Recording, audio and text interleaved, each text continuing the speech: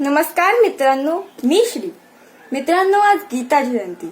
या दिवशी भगवद्गीतेचा जन्म झाला होता. भगवद्गीता ही कुठल्या मंदिरात नाही, तर युद्धभूमीवरती श्रीकृष्णांनी अर्जुनाला सांगितली होती. भगवद्गीतेमध्ये 700 श्लोक, 18 अध्याय, 9411 पद आणि 24,447 शब्द आहेत. गीता हा एक असा ग्रंथ आहे जो प्रामाणिक मनुष्याचा उद्धार करतो. संत ज्ञानेश्वर माऊलींनी सांगितले होते, वैराग्य ज्याची इच्छा करतो, संत ज्याचा अनुभव करतात, भक्त ज्याचे श्रवण करतात आणि त्रिभुवनात जिला सर्वात आधी वंदन केले जाते तिला लोक भगवद्गीता म्हणतात. भगवद्गीता हा एक असा ग्रंथ आहे ज्याला जो घाबरलेल्याला निर्भय, निर्भयाला निशंक आणि निशंकाला निर्द्वंद करून साक्षात्कार करून देतात. इमं विवस्वते योगम प्रोक्ता वानहम व्ययम विवस्वान मनवे प्राह मनुरिक्ष्वा कवे ब्रवीत. श्रीकृष्ण म्हणाले की मी कधीही नष्ट न होणाऱ्या योगविद्येचा उपदेश सूर्यदेव विवस्वानाला केला. विवस्वानाने मानव जातीचा जनक मनुला केला आणि मनुने इक्ष्वाकुला केला. जेव्हा सूर्यलोक तसेच इतर लोकातील राजवंशांना भगवद्गीता सांगण्यात आली, तेव्हापासून भगवद्गीतेचा पुरातन असा इतिहास आहे. सर्व ग्रहलोकातील राजांनी प्रजेच्या कल्याणासाठी राजवंशीय क्षत्रियांना भगवद्गीता समजून घेणे आवश्यक आहे. भगवंताशी असलेला शाश्वत संबंध आणि आध्यात्मिक ज्ञान जाणून घेणे हे मानवीय जातीचा उद्देश आहे.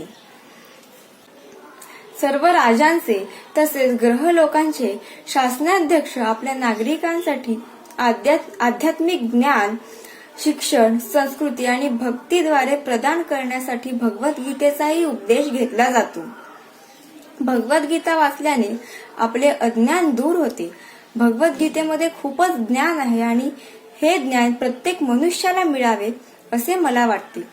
कृष्ण भावनेचा प्रसार केला पाहिजे, जेणेकरून जनतेला मानवीय जीवनाच्या सुसंधीचा सदुपयोग करून यशस्वी मार्गाचे अनुसरण करता येईल. गीता हा केवळ काल्पनिक प्रबंध नसून अनंत काळापासून चालत आलेला एक प्रामाणिक ग्रंथ आहे. महाराज इक्ष्वाकूच्या काळापासून भगवद्गीता अस्तित्वात आहे आणि इक्ष्वाकू हे श्रीरामांचे पूर्वज होते.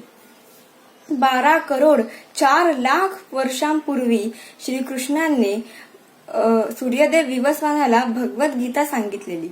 20,00,000 वर्षांपासून भगवद्गीता मानवीय समाजात अस्तित्वात आहे आणि 5,000 वर्षांपूर्वी भगवान श्रीकृष्णाने अर्जुनाला पुन्हा एकदा गीता सांगितली होती.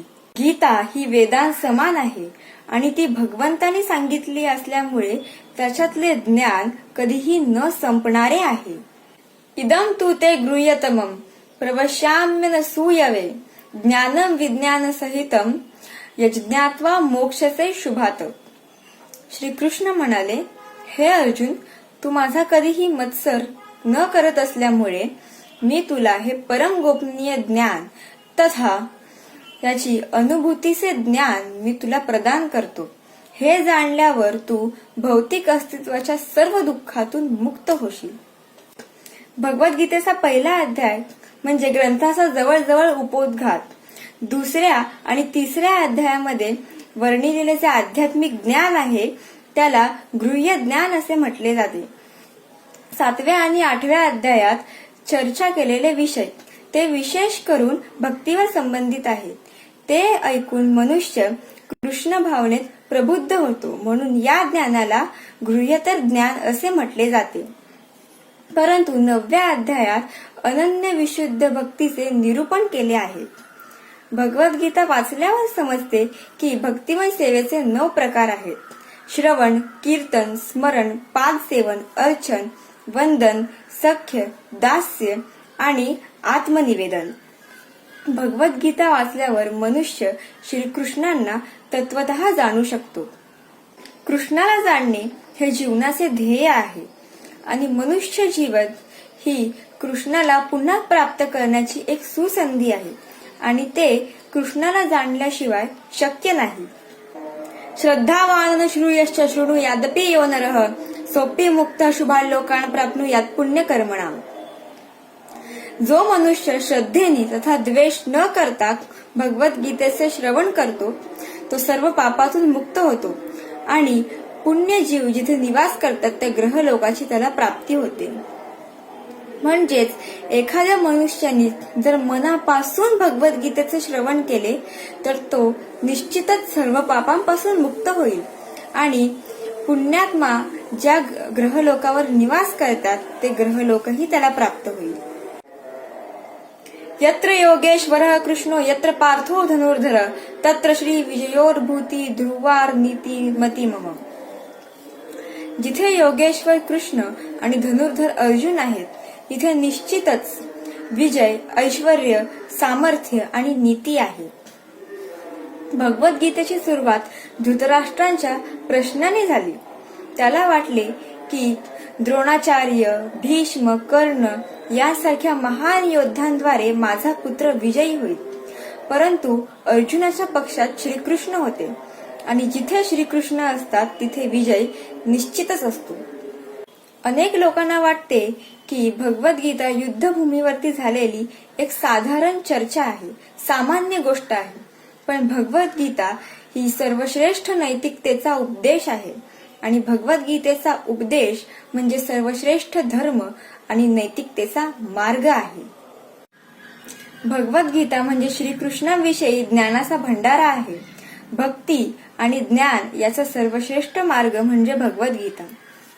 भगवद्गीतेचा शेवटचा उपदेश श्रीकृष्णांना शरण जाणे हा आहे. म्हणजेच धर्म आणि नैतिकतेचाही हाच शेवटचा उपदेश आहे.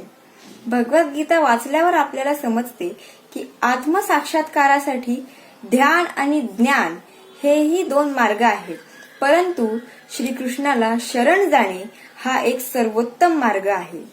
परम सत्याचे परिपूर्ण ज्ञान म्हणजे भगवान श्रीकृष्ण आणि भगवान श्रीकृष्णांनी हे ज्ञान भगवद्गीतेत सांगितले आहे. भगवद्गीतेमध्ये ईश्वर, जीव, शाश्वत काळ, कर्म आणि प्रकृती या 5 मुख्य विषयांवर चर्चा केलेली आहे आणि भगवान श्रीकृष्ण या तत्वांच्या अधीन आहेत. भगवद्गीता म्हणजे दैवीय आणि शास्त्रीय अशा गोष्टींची परिपूर्ण ज्ञान आणि माहिती आहे. भगवद्गीता ही भगवंताने दिलेली मनुष्याला एक सर्वोत्तम भेट, एक खूप मौल्यवान रत्न आहे. भगवान श्रीकृष्ण स्वतः म्हणतात, गीता मे हृदयम पार्थ, म्हणजे गीता माझे हृदय आहे. आणि आपल्याला जर श्रीकृष्णांना जाणून घ्यायचे असेल, त्यांच्या हृदयात प्रवेश करायचा असेल तर भगवद्गीता वाचणे, श्रवण करणे आणि समजून घेणे अत्यंत आवश्यक आहे. राधे राधे.